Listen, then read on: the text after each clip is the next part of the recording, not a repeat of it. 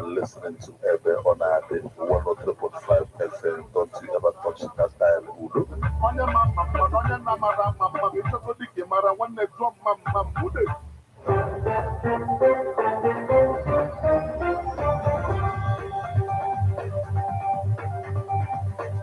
Listen to news updates on Ebona, the 103.5 FM immediately after Angeles, 6 o'clock a.m. and the 6 o'clock p.m. weekdays. Stay tuned to be updated, to be informed. News updates, live reports. Ebona, the FM breaks the news with actualities. I believe that if we are hoping for a new Nigeria, you can as well listen online via mixlr.com/GistFM.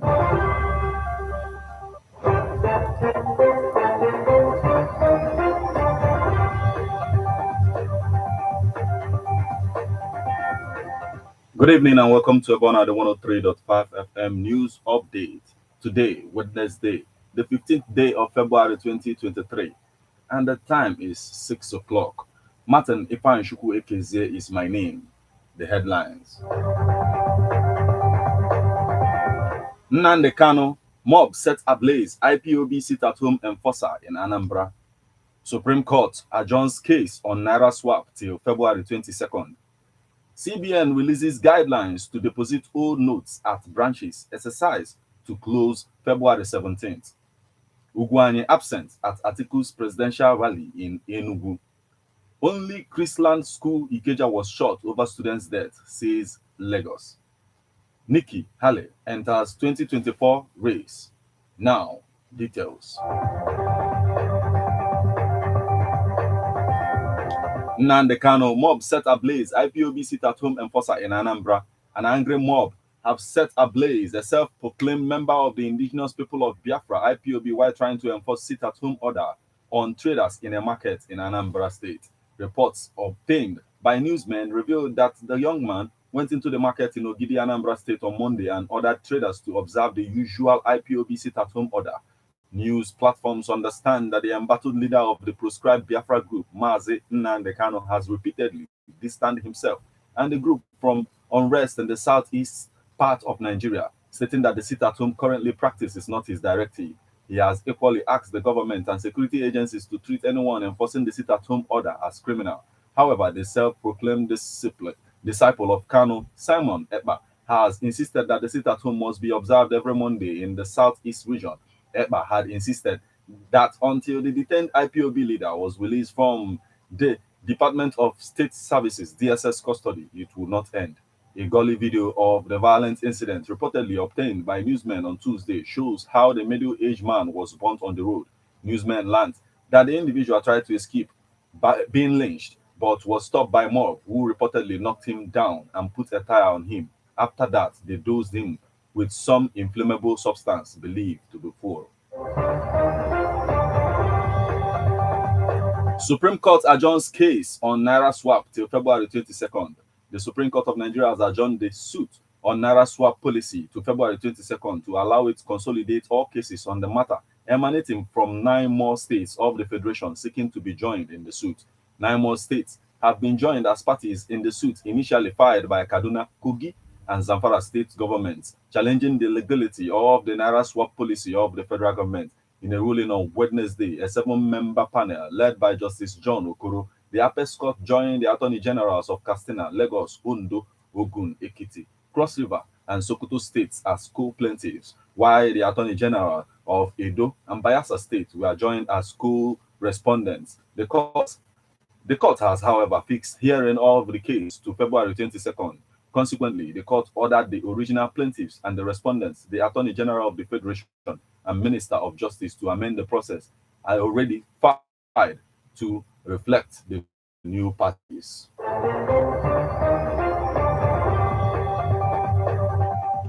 CBN releases guidelines to deposit old notes at branches. Exercise to close February 17th. The Central Bank of Nigeria, CBN, has released guidelines to deposit notes at its branches nationwide. The Apex Bank announced on Tuesday, amongst other things, that the exercise will be open only between February 15 and 17. The bank emphasized that the deposit is not a cash swap program and that new notes will not be issued in exchange for old notes. Instead, the old notes will be accepted by bank and account, which will be provided by the depositor shall be credited. Please note that this is a cash deposit program, not a cash swap program. You will not be issued new notes in exchange for old notes. Instead, your bank account will be credited after your account is validated by law enforcement. This process may take up to 4 weeks. The guideline read, adding that if the validation of accounts turns out negative, the bank will return the deposited notes. The CBN also disclosed that third-party deposits will not be allowed during the exercise as accounts information must be provided by their real owners. Their third-party deposits are not allowed. The account information provided must be that of the depositor. Members of the public are required to complete an online application form and generate a reference number before coming to the CBN. Where a customer did not pre-fill their forms, he or she will be given the opportunity to fill the form at the branch. The cash deposit window is open to the public from February 15th to 17th, 2023, between 9 a.m. to 2 p.m. daily. The guideline further read, the bank listed a reference code generated from a form on CBN portal, an active bank account, bank verification number, BVN, and a valid government identity card or requirements to participate in the process. Ugwuanyi absent at Atiku's presidential rally in Enugu. The governor of Enugu State, Ifeanyi Ugwuanyi, was absent at the presidential rally of the People's Democratic Party (PDP) candidate Alhaji Atiku Abubakar in Enugu. Our correspondent reports that Ugwuanyi absent might be unconnected with the decision of the G5 governors not to support the presidential candidate of the party, Atiku Abubakar, until Iyosha Ayu steps down as national chairman of the party. The members of the party in the state also rejected the call by the national chairman of the PDP, Senator Iyosha Ayu, for them to reject the presidential candidate of Labour Party, Mr. Peterobi, and vote Atiku during the event, which was held on Tuesday at Okpara Square, Enugu. A situation that shows that the rift between the presidential candidate and the governor, Ugwuanyi, as well as the members of the party, might not be easy to reconcile. Some officials of the state government were equally absent from the rally. The Deputy Governor of Enugu State, Mrs. Cecilia Ezilo, members of the State Working Committee, SWC, of the party, members representing Enugu North, Senator Chukwuka Otaze, Deputy Minority Leader of the House of Representatives, Honorable Toby Okechukwu, Speaker of the State House of Assembly, Honorable Edward Ubosi, and other notable personalities in the state were in attendance during the rally. Speaking at the event, Mrs. Ezilo urged the Enugu people to do what they know for, as the party had been winning elections in Enugu since 1999. She said, since 1999, we have been doing it, and this is not going to be a different case. As we have been doing it, let us do it again, she said. Also, there was a huge uproar when the PDP National Chairman, Senator Ayu, called on the members of the party in the state to reject Labour Party presidential candidate and vote for PDP. He said that a vote for Peterobi's Labour Party is a vote for the All Progressive Congress, APC, a remark that obviously did not go down well with the party members. I want to appeal to you not to be distracted by some people who would be asking you to vote for Labour Party. Enugu is PDP and PDP is Enugu. Enugu has always voted PDP. PDP is your DNA. I believe you are still going to vote PDP from top to bottom. Atiku will emerge victorious as president with Ifeanyi Okowa as his vice president, Ayu said. In his address, Atiku insisted that an Igbo man could only become president after his tenure as president. He said, when I came to Enugu a few months ago for a town hall meeting, I told you that I'm going to be the stepping stone to an Igbo president, and I mean that statement. Whether from southeast or south-south, I am going to make sure that an Igbo become president after me as president, because Igbo is a universal race. That's why I chose an Igbo man from Delta as my running mate. As you can see, Nigeria is geared towards a PDP government. So the next federal government is going to be formed by PDP. I appeal to Enugu people to make sure that you remain in the PDP so that you be in the mainstream and be part of the government. Speaking at the event, the PDP governorship candidate in the state, Peter Mba, assured that the party is more united and stronger to deliver in the 2023 general elections. Mba assured that he was to step on the developments instituted by the present government in the state to ensure that the people of the state enjoy the best of democratic dividend. Only Chrisland School Ikeja was shot over students' deaths, says Lagos. The Lagos State Ministry of Education says only the Chrisland High School in Ikeja is affected by its shutdown order. The Lagos government on Sunday ordered the closure of Chrisland School in Opebi, Ikeja, over the death of Whitney Adenrina. News reports that Ganiu Lawal, the ministry spokesperson, in a statement on Tuesday, said the order does not affect other schools operated by Chrisland owners. The statement added that the classification became necessary to address the anxiety of parents and members of the public on the claim that the school defied the state government's order on its closure. Chrisland High School Ikeja will remain temporarily closed to students and staff to allow unhindered investigations and afford all stakeholders, including parents and students, staff, and friends of the deceased, time to grieve. The statement reads, the regrettably death of Whitney, as reported, is undergoing investigation by the police and relevant agencies of the Lagos state government. According to the statement, the findings of the investigation will be made public as soon as it is completed. Newsmen earlier reported how the family of the deceased had tackled the management of the affected school for not observing a total shutting down as directed by the state government. Speaking with newsmen, Constance Christopher, who is believed to be the sister to the mother of the deceased student, had wondered why the primary school will still be open despite the order. We want justice for Whitney Adeniran. If the state government has issued an order that the school, Chrisland School, should be shut down, it should be shut down, she said. Whitney, a 12-year-old student of Chrisland School in Opebi, Ikeja, died during a sports event on February 9th. Blessing Adeniran, the mother of the deceased, accused Chrisland of negligence as her family continued to question the school. She claimed the school made no provision for emergency response at the event, hence didn't administer his aid. The mother said the girl had no pre-existing heart condition despite the doctor's allusion to a cardiac arrest. While reacting to public criticisms, the management at Chrisland School earlier said Whitney had reported not too buoyant health on January 20th, contrary to claims by her parents. The school said it opted to take Whitney to a health center and not a hospital based on proximity considerations. Chrisland also dismissed insinuation that there was foul play in the death case while citing that she slumped in public. And now we move over to the foreign scene. Nikki Haley enters 2024 race. Former United Nations ambassador becomes first direct challenger in a Republican field expected to grow in coming weeks and months. Former United Nations ambassador Nikki Haley said on Tuesday that she will seek the Republican presidential nomination in 2024, putting her at odds with one-time boss Donald Trump.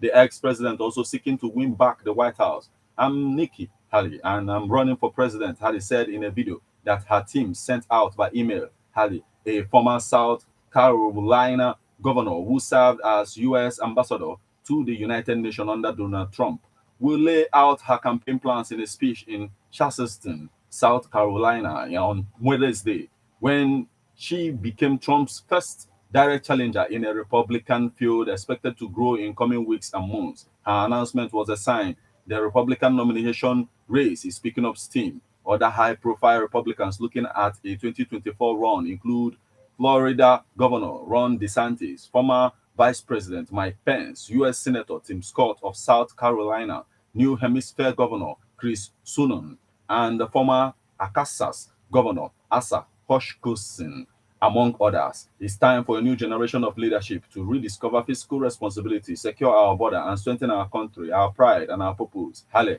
51, said in her video. She also harked back to her foreign policy experience with folksy flair. China and Russia are on the march. They all think we can be bullied, kicked. You should know this about me. I don't put up with bullies. And when you kick back, it hurts them more if you are wearing heels, she said.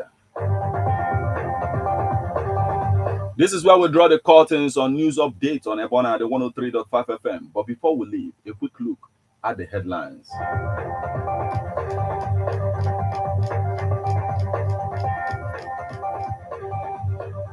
Nnamdi Kanu, mob set ablaze, IPOB sit-at-home enforcer in Anambra.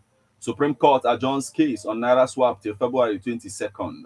CBN releases guidelines to deposit old notes at branches, exercise to close February 17th.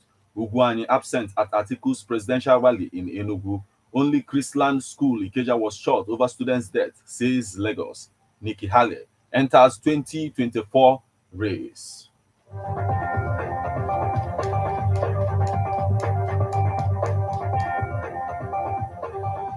You just listen to news updates on Ebonade 103.5 FM. News produced and read by Martin Ifan Shukwekizie.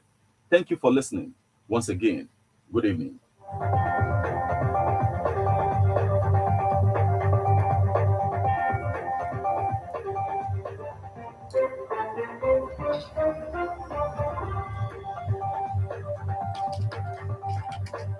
Listen to news updates on Ebonade 103.5 FM immediately after Angeles 6 o'clock a.m. and 6 o'clock p.m. weekdays. Stay tuned to be updated, to be informed. News updates, live reports. Ebonade FM breaks the news with actualities. I believe that if we are voting for a new Nigeria, You can as well listen online via mixlr.com/gistfm.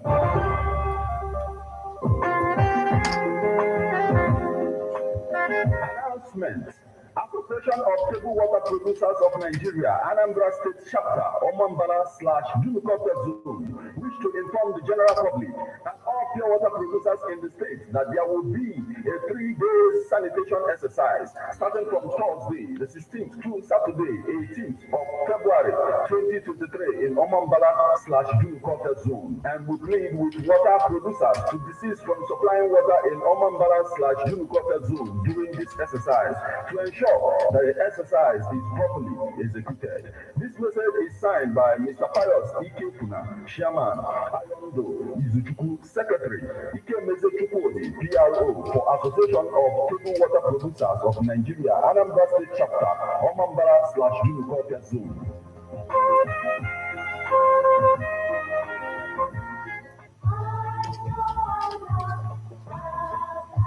Man is a political animal. That's why we all have our views on politics. Political View comes to you at Ebonade 103.5 FM with Martin Ifan Shukwekizie every Monday, 3 o'clock p.m. to 4:30 p.m. and Saturday, 10 a.m. to 11:30 a.m. It's all about the day-to-day activities in the Nigerian political space. Views of political actors from various political parties on political process. Views of